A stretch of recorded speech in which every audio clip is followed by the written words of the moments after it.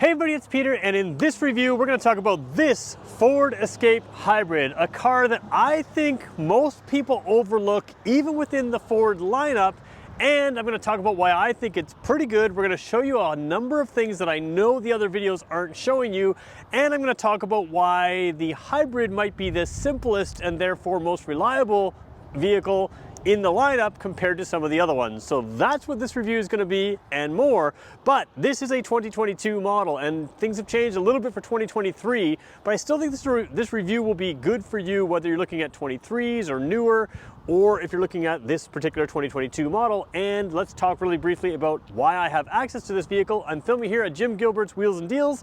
They give me complete access to their entire vehicle lineup. So if there's something about this vehicle that you like and maybe you have questions, let me know in the comment section, and make sure you hit subscribe because I'll come back to your comment in the comment section and in future videos. And what I really like is I don't have just access to this vehicle. I can compare it to all of its competitors in the class side by side. And usually I do side by side reviews, but I want to take a few closer looks at this vehicle in particular because I think some of the things in this vehicle should be on other vehicles as well.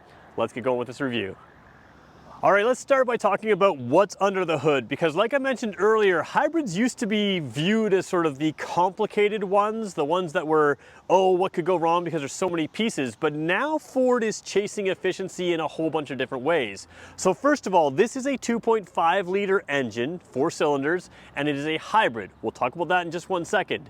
You can also get the Escape in a 3-cylinder, 1.5 liter engine, which is a turbo, and you can get it in a 2-liter turbo engine. Now the 2-liter turbo is going to be the least efficient. It's also going to have a higher towing capacity. This vehicle has a towing capacity of about 1,500 pounds, which is pretty good for a hybrid in this class. It can do your basic towing, take a jet ski to the lake, do your utility trailer, that kind of thing.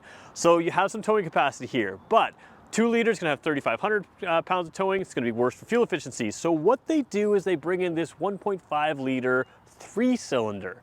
Now, what's interesting is the largest engine is the hybrid. The largest engine is the most efficient engine. And because of the way the hybrid works, that makes some sense. So you have some choices in the efficiency market. You can get that 1.5 liter, which in my mind is a fine engine. However, traditionally over automotive history, when you stick a big engine in and don't make it work too hard, that's a really good recipe for longevity. So you have the biggest engine, and it won't be working too hard because it's assisted by an electric motor, and hybrids as a class are generally among the most reliable vehicles out there. So you end up with what I think is probably the best combination of efficiency, reliability, not working the engine too hard, and hybrids just really aren't that complicated. You have a battery, you have an electric motor, they assist the gas engine, and they each make their own individual horsepower numbers, but they're never making peak horsepower at the same numbers. So you have kind of a mid-pack horsepower number in this vehicle, or right on par horsepower number in this vehicle, but you have that torque down low from the electric motors, and you end up with great efficiency, and like I said, what I feel is going to be great reliability, in part because the reliability of an engine in a hybrid is when you're doing the hardest work on a gas engine, the accelerating, the hard acceleration, that kind of stuff, the electric motors will jump in and assist, and it's easier on the gas engine. Plus you already have a gas engine that is bigger. So kind of an interesting way to go for efficiency. Now what we're going to do is going to take a quick look at the trunk. It's okay. We're going to take a quick look at the back seats, interesting things there, and then we're going to look at the technology in here, and that's where I'm going to show you a number of things that the other videos aren't showing you. So let's get going. So before we head into the trunk on the same view, I want to point out that you have nice, sleek little roof rails here. Now what's cool about these is they actually have a bit of a texture to them, and they're very low and sleekly mounted. A lot of hybrids will forego the side rails on a roof rack for efficiency reasons. This one doesn't do that, which means you can get crossbars, which means you have the option of taking luggage up top. That's an important thing. Down here on the back, you have a powered tailgate, which we're going to open up right there. But while that's opening, let's look down here at that hitch, which is another option to take those 1,500 pounds of cargo. What's cool about that is the 2-inch proper hitch, which is what a lot of good bike racks have. So if you don't use it for towing, it's nice to have sort of that built-in section there that you can also use for taking bike racks. And on a hybrid, I encourage people to take their bike racks on the back, not on the roof, because bikes are actually pretty aerodynamically inefficient up on a roof. Something like a ski box, not so bad. Something like a bicycle, actually pretty bad, which people don't know. So putting them behind the car helps you with the aerodynamic efficiency and allows you to go long distance with still getting great mileage. So that's an option there. Back here, we're gonna pull you in closer and show you some of the features back here. So what you have in this Escape Hybrid is no visible intrusion anywhere of a battery or anything like that. You can lift the floor up here, you've got the spare tire down there, so a lot of times hybrids will forego a spare tire or they'll take up some trunk space and you just don't see any of that anywhere, which is really good. You do have a slightly smaller trunk than the largest in their class. I'm thinking something like the newest CRV, the newest Hyundai Tucson. They have somehow carved out a little extra space, but you don't really sacrifice much. This is still a very large trunk, long ways reach to the seats there. And again, very square open areas here. You do have a 12-volt port over here, so if you're charging something there, you have some tie downs in there. So again, class competitive trunk, if not the largest that's now available. But I think for most people's needs, this will be all you need. Very good trunk space. Let's just quickly check the back seat before we jump in the driver's seat. All right, so I'm approaching the back door here. I'm not gonna take you fully in here, but what's interesting is this is a powered seat that moves all the way back when it is, when the driver is finished using it. And you can see, even when it's fully all the way back, which is much further than I would need it as a 6-foot driver, you still have good legroom here because they're really sculpted out seats. They curl here, they're sculpted in, so they do a really good job of creating some space here.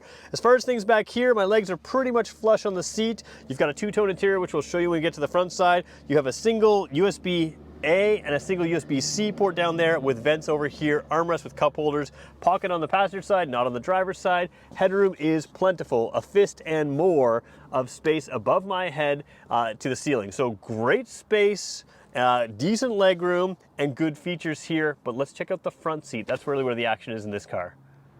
All right, so as we approach the vehicle, we're gonna show you what the key looks like. Key is just like this, simple key fob. You've got lock on top, unlock on top. Lock is the circle button in there. You've got a double tap to remote start, which is worth pointing out on a hybrid. Sometimes they leave those off of hybrids because they convince us that hybrid people are eco-friendly and don't want to remote start their car, but that's not always the case. And then we have a double tap there for the trunk, which again we showed was the power trunk. Ford has a little bit larger key, but not too bad. A little thicker than it needs to be compared to some competitors, but it does fit in your pocket smoothly. It's sort of profiled nicely.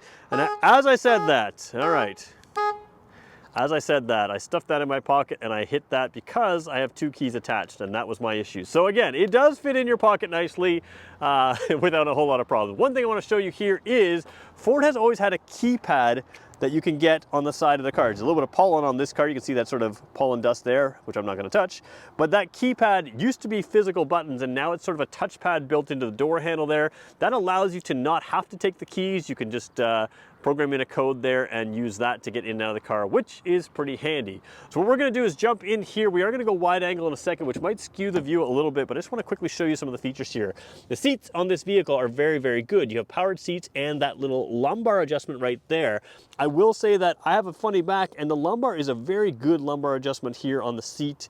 Overall, very comfortable seats, good adjustment in there. Let's jump in for a second. So let's talk very briefly about what a hybrid is.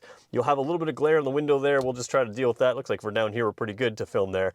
A hybrid is a gas engine mixing with electric motor. You never have to plug this car in.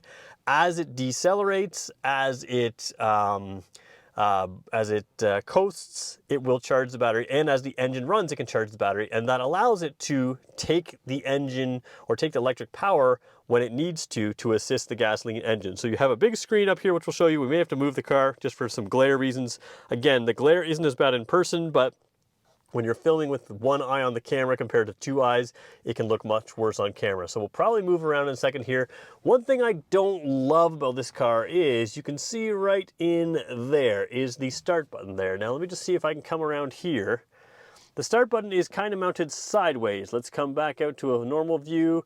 You can see there, instead of being on the front here, it's on the side. So it is something you're completely going to get used to. It just feels like it's a bit of an afterthought, and it is a little bit buried behind here. Now again, this is a tilt and telescopic steering wheel, so it can come out towards me, which is how I would normally drive, but for filming, I like to keep it in nice and tight just for filming angles, and that does make it a little tight to reach. So foot on the brake, hit the start button, and on a hybrid, the gasoline engine itself may not always start. So let's see if we can zoom in here. Are you ready to drive? Yes, I am. or it is ready to drive. And then you can see the dash comes to life there. Now again, I'm filming here with some glare that you don't see as much in real life. It's just not an issue, but you can see you have sort of a customizable display here. There's a power meter here. We're not going to worry about that. The same way most of the time if you're driving a gas car, you're not on an automatic transmission, you're not worrying about the tachometer. We're not going to talk about that power meter there. What we are going to talk about though is some of the stuff over here. And boy, that's not going to work out well. Oh, there we go. Let's get this on an angle that doesn't flicker. Oh boy. Let's see if we can do this. Let me see if I switch to the wide angle. Nope, that's not gonna help. Zoom in. Oh, I didn't plan this. Okay, we are zoomed right in. That's not ideal for me, but we'll make it work.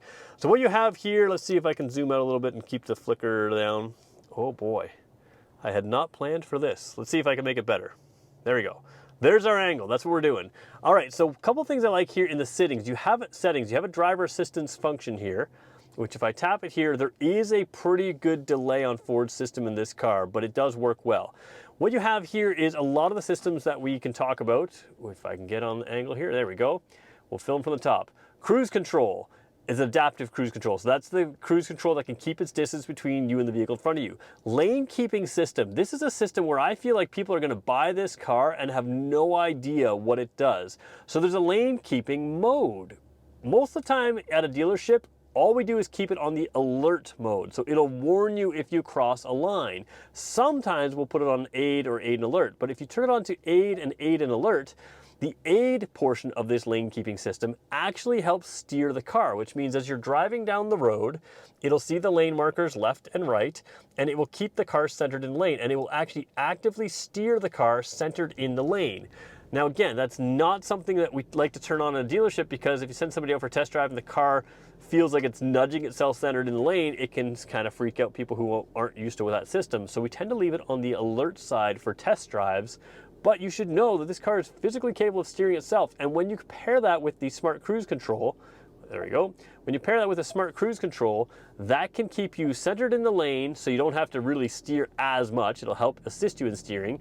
And the gas and the brake will be controlled by the smart cruise control. It makes it very easy to drive long distance vehicle.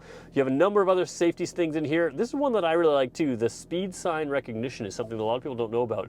You can turn that on and it will show the speed limit signs in the front of the dash here. Let's go wide angle again. So it shows the speed limit signs in the dash here. And now what's cool is it uses a camera system out here to see those lane markers. It also uses the same camera to read speed limit signs. And when you see those speed limit signs out there, the car can read it, and that allows you to, let's just try to pick the angle again here, that allows you to turn it on, and you can sort of see here, it will warn you in your dash. It reads the speed limit sign, so there it goes, read the speed limit sign, and it'll warn you if you're going too fast. Now, you may not want it to be at exactly the speed limit, so that allows you to set the tolerance for several kilometers above. If you want to be able to drive 10 kilometers an hour over the speed limit without being warned, then you can do that. But anytime you see a speed limit sign in your dash flash red, it'll tell you you're going faster than you have set the car up to go. So kind of a cool system there. And again, it uses the camera system, not the navigation system, to do these things. There's rear camera, there's blind spot information, all this cross traffic alert. So let's just talk about quickly what those are. Blind spot information, if there's someone's in your blind spot, there'll be a little orange light there that can warn you, and it can keep you alerted to what's going on. But also if I was backing up the car, let's just show you right now. If I was to be backing up, let's go to reverse. You have a nice clear backup camera right there. And you also have beepers right there. So that can warn you visually in yellow, green, and orange if there's something in front or behind you. But if I'm backing up, and let's say I'm looking out the window over here, and let's say there's a minivan right here, so I can't see beside me right there. What this can do is it has radar sensors in the back of the car that they use for lane or for the blind spot warning that can also be used to warn you of people that might be crossing your path, which is really nice to have. So again, some of these features may not be turned on your vehicle, and that's something that's cool to know. So you have a lot of things that make it really easy to drive here. And then of course you've got the basic stuff like Sirius Satellite Radio, Android Auto, Apple CarPlay, all that kind of stuff. Radio controls are here, nice big vents down there. You have an automatic climate control system. So when you drive a hybrid, it's almost always going to have an automatic climate control system. That's because the climate control system is tied into the vehicle itself. If you can get a hybrid with heated seats, for instance, in the coldest of winter days, if you use your heated seats a little bit extra and set the climate to not work as hard, that can aid you in efficiency by allowing it to run on purely electric mode a little bit more often, or use less fuel that way. So again, electric mode uses electric heat sometimes, and that can cause you to run the gas engine more, or it'll pull the heat off of the engine, which makes the engine have to run more often. So just something to keep in mind. If you can get those heated seats there, that helps. And again, this one can be set to run the fan limit full speed, run the fan limit at a medium level, or never exceed that fan limit, but still keep the temperature at whatever you set it at. So that's kind of a handy thing. There's no display here showing you temperature because that's showed in the upper display that we were just showing you. Down here, I'd like to see a wireless charger here. There's not one, but there is a USB and USB-A, and you see an A there, and then a 12-volt port there. We did a film on the Ford Maverick not too long ago, did a video on that, and it has the exact same gear shifter as this one, which is park, reverse, neutral, drive. The only thing I don't like about this is you can go park, reverse, drive, and then you can keep spinning. It doesn't go anywhere, but it just kind of confuses you because I'd like to have it lock into drive, and then I go back 2 clicks and it's reverse. Again, it's all fine, but same thing if I go to park, I can continue to move, which just makes it feel a little bit weird to me. You do have drive modes down here. We're going to cycle through them. Drive modes are interesting. Let's see if I can get the right angle to film at. There we go. Drive modes right down there. So let's just cycle through them. You have your normal drive mode there, sitting in the center of the dash. Hopefully you can read that there. Let's just cycle through again. So normal, then you have your eco, then you have your sport, and then you have your slippery, which is slippery conditions, and then your snow and sand assist. So this would be like a deep snow because you can see your traction control turns off over there. So slippery is when you're driving on snow. Snow mode without the traction control is more of a stuck in snow kind of thing. And then you also have the back to the normal mode there. So it cycles through there. So lots of drive modes to make this really comfortable. We'll show you the steering wheel controls while we're here. We talked about that menu item, which we can cycle through some menus in here a little bit. This is all your audio control. Actually, that's part of your display setting here. But you have a voice control system here, and then your audio controls here, and your cruise control up here with that smart cruise control, and that lane keeping assist, which when you're on smart cruise control, this car is capable of steering itself a little bit by keeping it centered in the lane. That can be turned on and off here. So this is a very easy vehicle to drive over a long distance. Let me flip the camera around. We'll talk about a couple more things.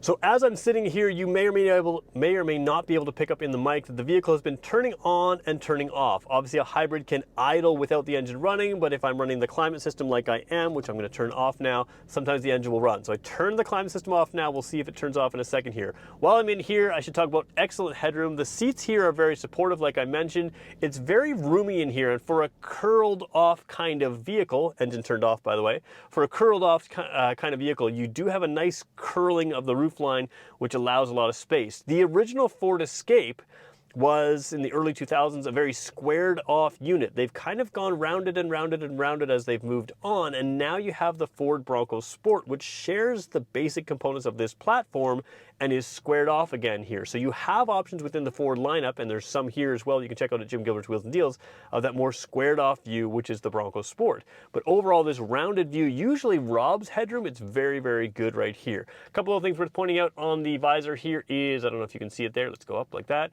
There are 3 buttons there. That is your home link, so you can add on some garage door openers right there.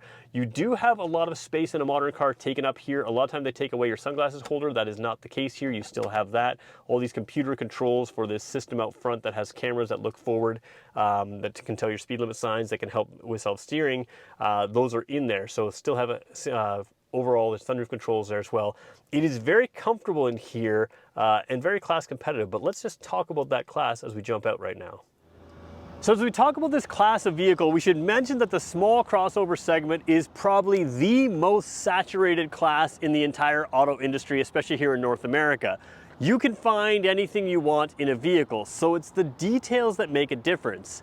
A hybrid is a detail worth looking at. If you want to get better fuel efficiency, but you're not ready to plug a car in at night, hybrids make sense. And there are a lot of them out there now, from Honda, from Toyota, from all kinds of manufacturers, Kia, Hyundai, all kinds of manufacturers, even the ones that you wouldn't expect. They're all making hybrids. And the nice thing about a hybrid is, like I said, they are among the most reliable vehicles because the hardest work that the engine does is lightened. It's assisted by that electric motor. So you get great fuel efficiency, you tend to have fairly good or very good reliability, and then overall inside you have an experience that is just normal. There's no weird things about it. And Ford does a good job. Is it the leader in the pack? That depends on what you're looking for. Is it the bottom of the pack? It's absolutely not. The best thing is here at Jim Gilbert's Wheels and Deals, you can compare this to regular non-hybrid vehicles, to plug-in hybrid vehicles, and everything in the class. And that's really the important thing to do with a vehicle like this. I think the hybrid can get overlooked for some people who just want a great fuel efficiency version, so maybe they get a 3-cylinder. I think the hybrid might be a better option for some of you. So there's a lot to take in here. And really what it comes down to is if you're looking for a small crossover, you've got to sit in them. And that's why I say, come to a place where you can sit in lots of them, get a dealer you can trust. And again, we're filming here at Canada's Huggable Car Dealer. They're absolutely known worldwide for their legendary customer service. This is a place to check it out. And let me know what you think about hybrids, about this hybrid. If you have one, let me know what you think. And we'll continue to build out a video database of information on this car and other cars in the class. Make sure you subscribe if you want to see more vehicles like this, and we'll talk to you in the next one.